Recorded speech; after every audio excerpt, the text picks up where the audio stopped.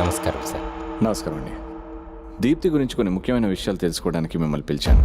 ఓహో, చిన్నప్పటి నుంచి తెలుస్తాను. తనకు తాతయ్య ఉన్నప్పటికీ మా ఆశ్రమంలోనే ఉండేది. తనకు తన తల్లి జ్ఞాపకార్థంగా మిగిలింది ఆ ఆశ్రమం ఒక్కటే. అందుకే ఆ ఆశ్రమం యొక్క యోగక్షేమాలు తనే చూసుకునేది. చాలా చలాకీగా ఉండే అమ్మాయి, ఎప్పుడూ అందరినీ నవ్విస్తూ ఉండేది. సడన్గా దూరమై ఇలా అందరినీ బాధ పెడుతుంది అనుకోలేదు. మీకు విశ్వ గురించి ఎలా తెలుసు? అతను కూడా దీప్తిలాగానే ఆశ్రమానికి ఏదో ఒకటి చేయాలని డొనేషన్స్ తీసుకుని వచ్చి ఇచ్చేవాడు. వాళ్ళిద్దరి ప్రేమ గురించి మీకు ఏమైనా తెలుసా? తెలుసు సార్, విశ్వ వచ్చి చెప్పాడు. ఒకరినొకరు ఇష్టపడుతున్నామని, వాళ్ళిద్దరూ తొందరలోనే పెళ్లి చేసుకోవాలనుకున్నారు.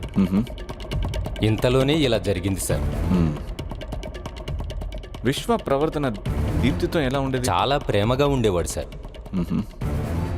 తన కష్టం వాడి కష్టంలా భావించేవాడు. దీప్తికి ఎవరైనా శత్రువులు ఉన్నారా? స్వాతి ముత్యం లాంటి అమ్మాయి సార్. తనకి శత్రువులు ఎవరుంటారు చెప్పండి? ఓకే.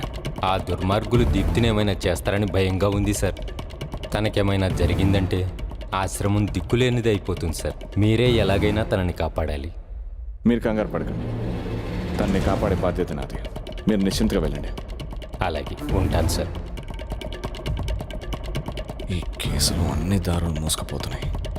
No way.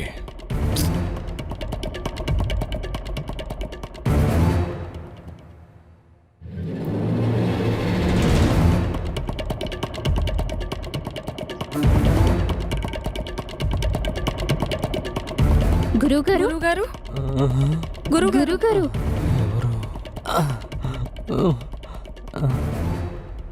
మీరా?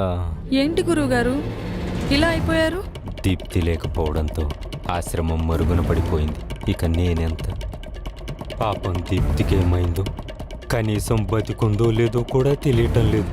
అలా అనకండి గురువుగారు, దీప్తికేం కాదు. తను త్వరలోనే మన ముందుకొస్తుంది. ఎలా వస్తుందమ్మా? తన్ని తీసుకెళ్లిన వాళ్ళు మామూలు మనుషులు కారు. తనని వెతుక్కుంటూ వెళ్లేది కూడా మామూలు వ్యక్తి కాదు గురువుగారు.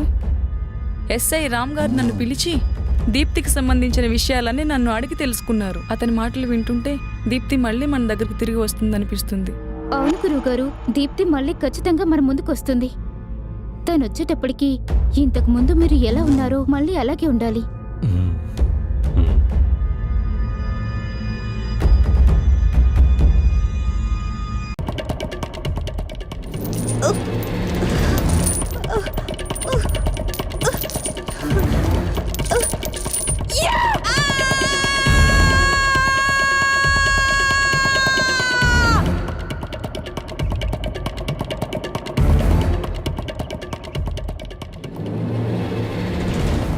వద్దు ప్లీజ్, ఫోటోస్ తీయకండి.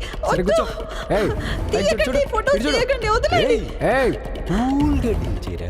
అది నా స్పెషల్ బర్డ్.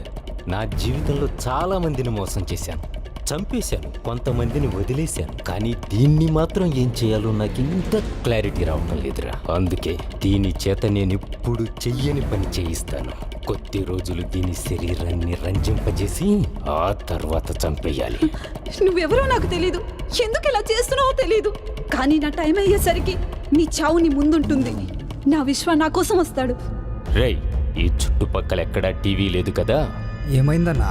ఏం లేదురా, ఇది సినిమా డైలాగులు కొడుతుంటే సినిమాలు బాగా చూస్తుందేమోనని అడిగా.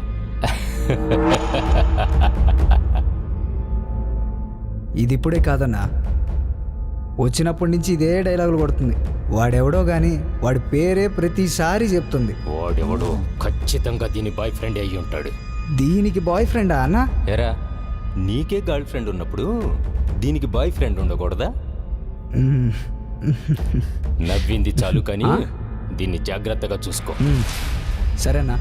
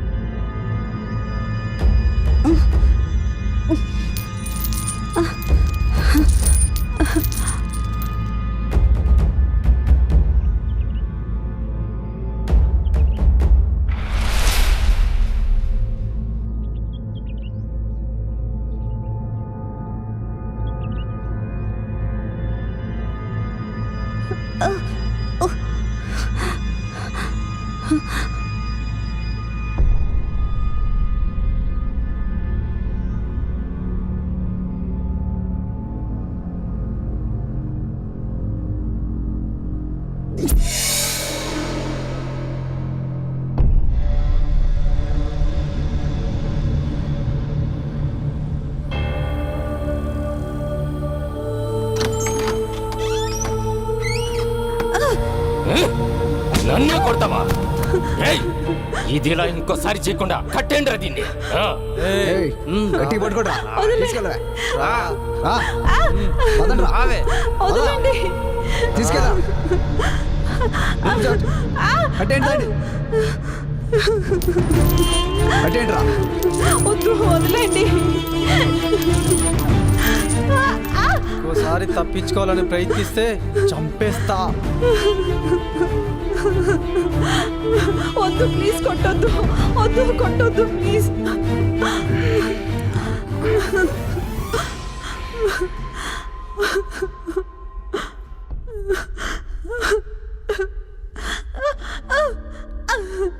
భయపడకు, నేను నిన్ను కొట్టడానికి రాలేదు. నీ గాయాలకి మందు రాయడానికి వచ్చాను. నీ చేతులు ఇటివు.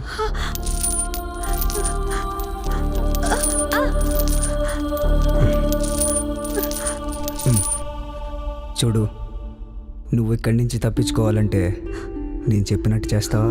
చేస్తాను.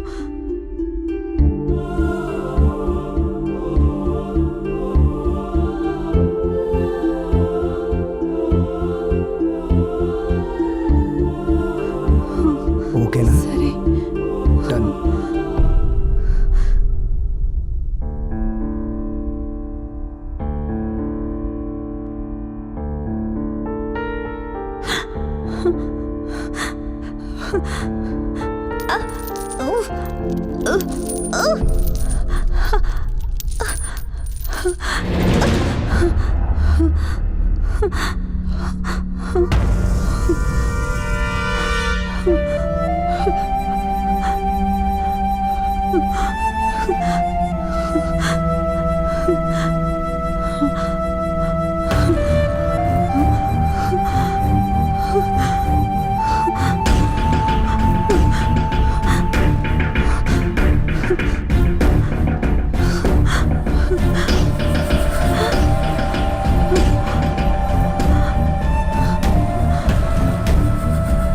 రా, ఫాస్ట్ రా. వాళ్ళు చూస్తే ఇబ్బంది అయిపోతుంది. రా, తొందర రా. వాళ్ళు వచ్చేస్తున్నారు. రా.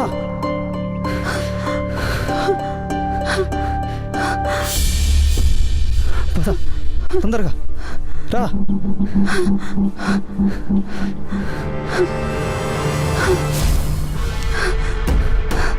రా, ఫాస్ట్ రా. తొందర రా, వాళ్ళు వచ్చేస్తున్నారు.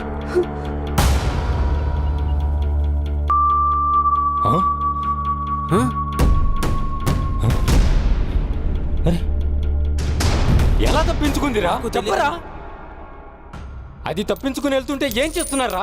ఏం పీకుతున్నారా మీరు? అది తప్పించుకుని వెళ్తుంటే ఏం చేస్తున్నారా? వెళ్ళండి, అది ఎక్కడున్నా సరే వెతికి లాక్కురండి. అన్నా డేవిడ్ కూడా కనిపిస్తలేడన్నా.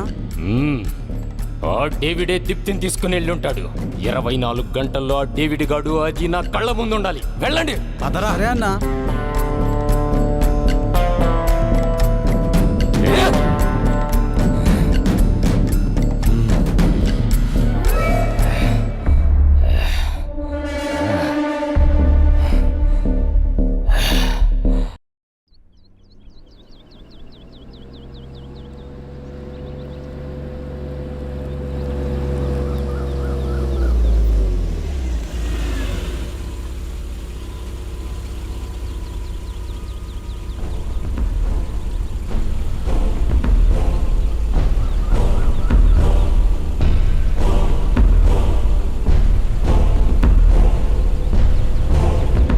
నా ప్లేస్లో ఎక్కువ రోజులుంటే ప్రమాదం. అందుకే నేను ఇక్కడికి తీసుకొచ్చాను. దిగు.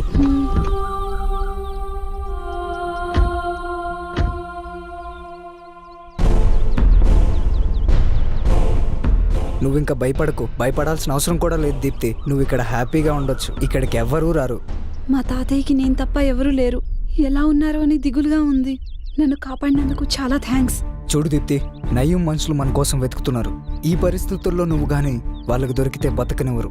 కొన్ని రోజుల తర్వాత నువ్వు ఇక్కడి నుంచే వెళ్ళే ఏర్పాట్లు ఎలాగోలా నేను చేస్తాను. నువ్వు దిగులు పడకు, ధైర్యంగా ఉండు. త్వరలోనే మీ తాతయ్యని కలుస్తావు. లోపలికి వెళ్దాం పద దీప్తి. సరే.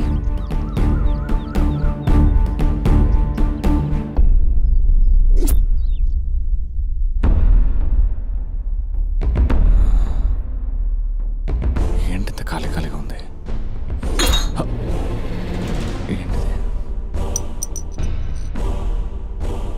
ఓ మై గాడ్, అంటే ఇక్కడ డ్రగ్స్ కూడా ఇంజెక్ట్ చేశారా?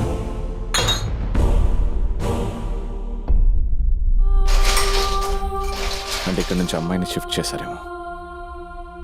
శ్శ!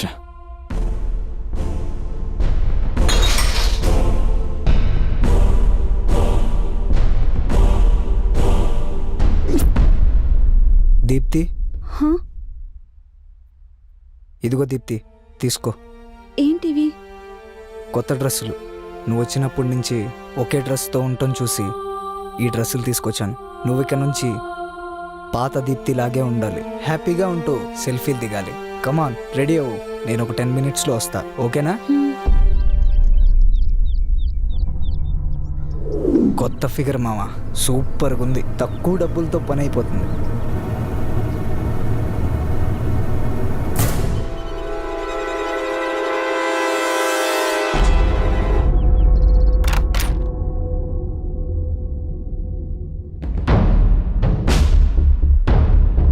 వావ్,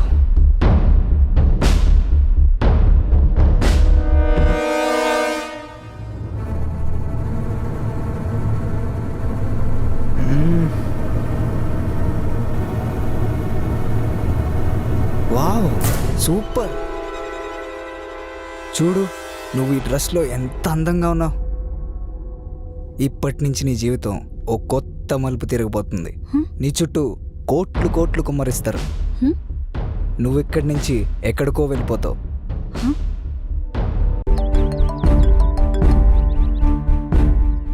చెప్పు నయీం. వాట్?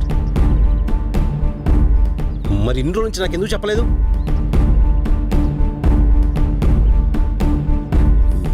ఓకే ఓకే, ఆ విషయం వదిలేయండి. ముందు ఆ డేవిడ్ గారిని పట్టుకోండి. వాడు దొరికితే అది దొరికిపోద్ది. బాయ్ నయీం.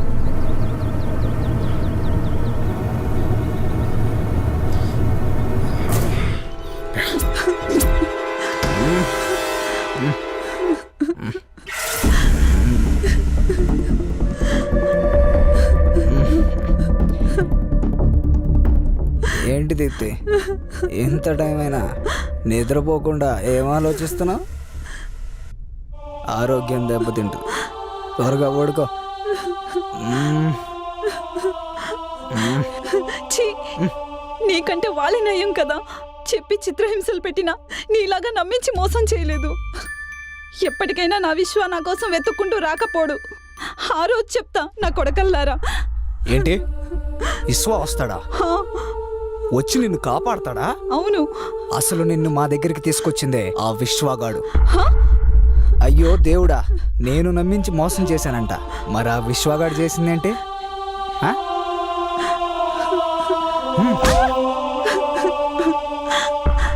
చంపేస్తా. నేను చెప్పినట్టు వినలేదా? ప్రాణాలతో బయటపడవు.